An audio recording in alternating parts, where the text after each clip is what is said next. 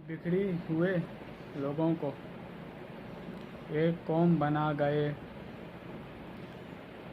इस बंजर ज़मीं को वो मुल्क बना गए। अस्सलामु अलैकुम वरहमतुल्लाहि वबरकातुहू। आज की इस नशिस्त के अंदर हम बात करेंगे मोहतरमा फ़ातिमा जीना रहमतुल्लाह अलैहा के बारे में, और इस मुख्तसर से वीडियो के अंदर हम उनकी पेशा वराना, सियासी और इस मिल्लत को दी हुई खिदमात के बारे में जायज़ा लेंगे। अगर आप हमारे चैनल पर नए हैं तो इसको सब्सक्राइब कर दें ताकि आपको आने वाली वीडियो बर वक्त मिल सके।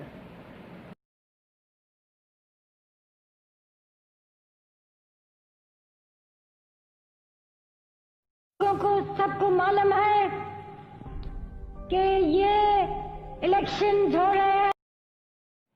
फ़ातिमा जीना ब्रिटिश हिंदुस्तान के मगरबी इलाके केजरीवाल में 1893 को पैदा हुई।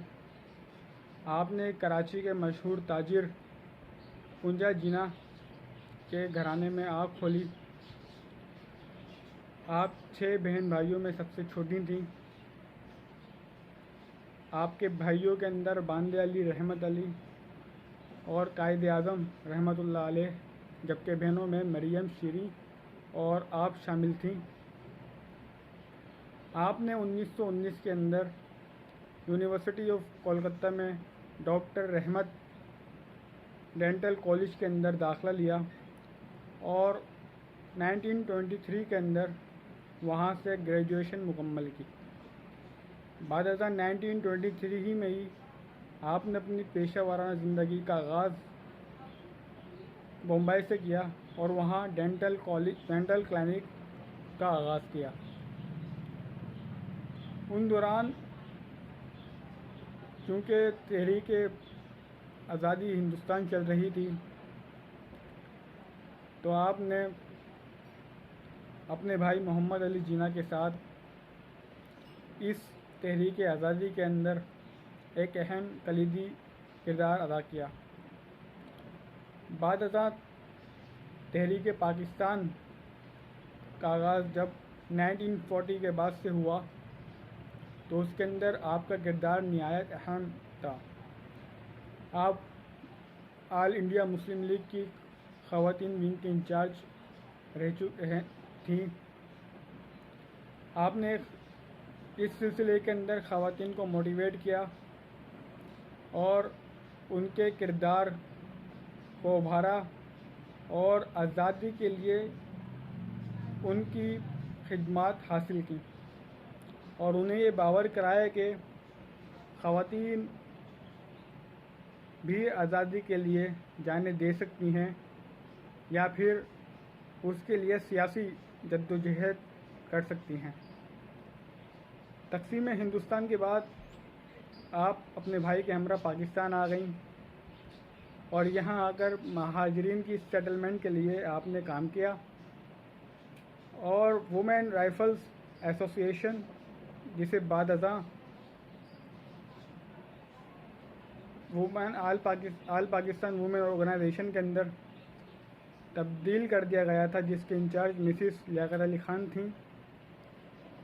उसके अंदर भी आपने काम किया, जिसके बाद आपने अपनी तमाम तर सियासी सरगर्मियाँ मनसूख करके सियासत से रिटायरमेंट हासिल कर ली थी। लियाकत दौर में भी रेडियो के ऊपर आप पर सेंसर लगा दिया गया, आप पर पाबंदियाँ लगा दी गई।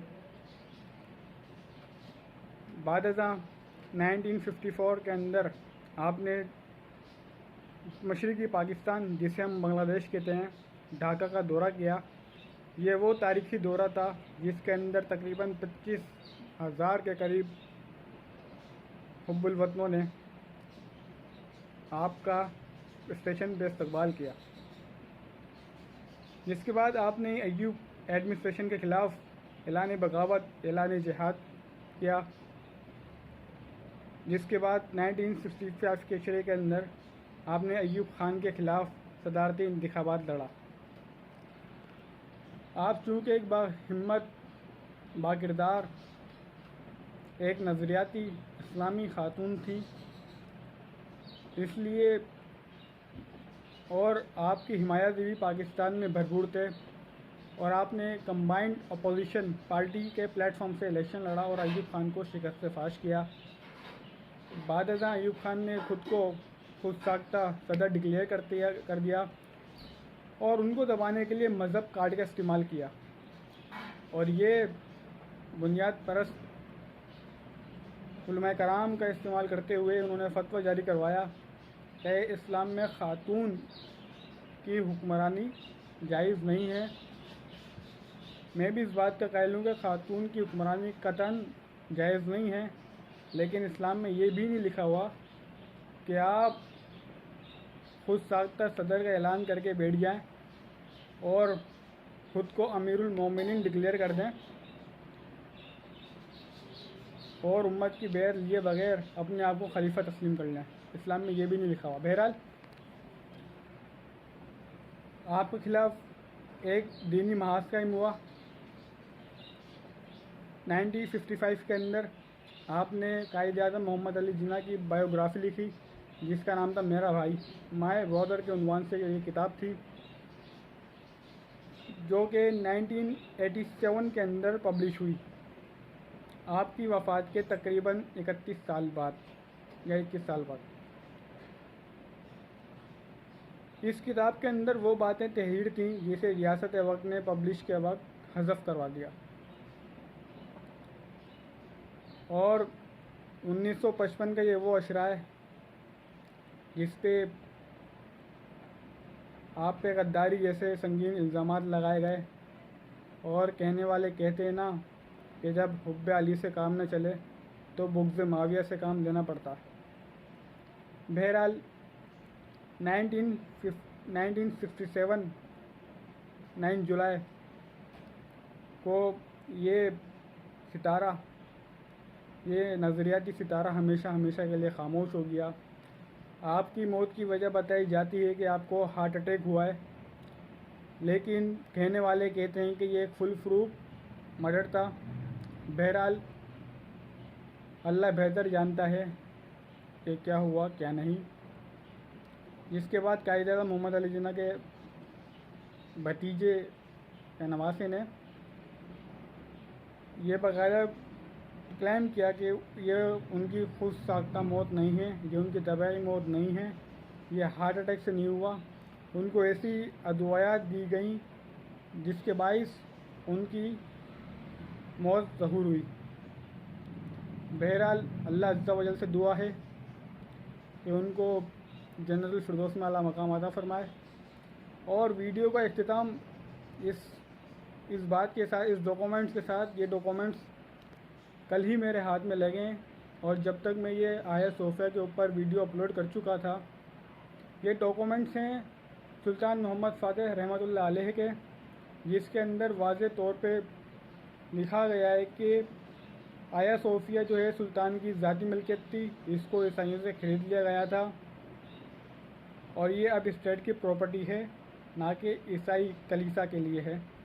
और स्टेट की यानी कि जो स्टेट की प्रॉपर्टी होती है वो अवामुन्नास के लिए आम होती है और वो इस्लामी रियासत के अंदर उसको मस्जिद का दर्जा दे दिया जाता है। तो अगर आपको ये हमारी वीडियो पसंद आई है तो उसको ज़रूर शेयर कीजिए, हमारे चैनल को सब्सक्राइब कीजिए। अल्लाह हाफ़िज़।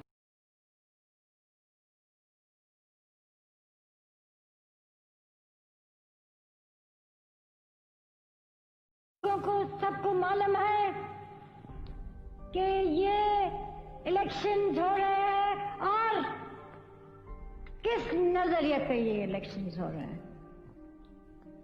अवाम ने तो अपना ख्यालात दे चुके हैं। जिधर भी मैं गई हूँ उधर बहुत बड़ी तादाद में, लाखों की तादाद में उन्होंने अपना फैसला कर चुके हैं कि यहाँ पार्लिमानी जमहूरियत कायम होगी। ये वोट आपके हाथ में अमानत है और मुझे उम्मीद है कि आप ये वोट को एक अमानत समझ के के फायदे के लिए इस्तेमाल करना, न कि कोई और चीज के लिए। अगर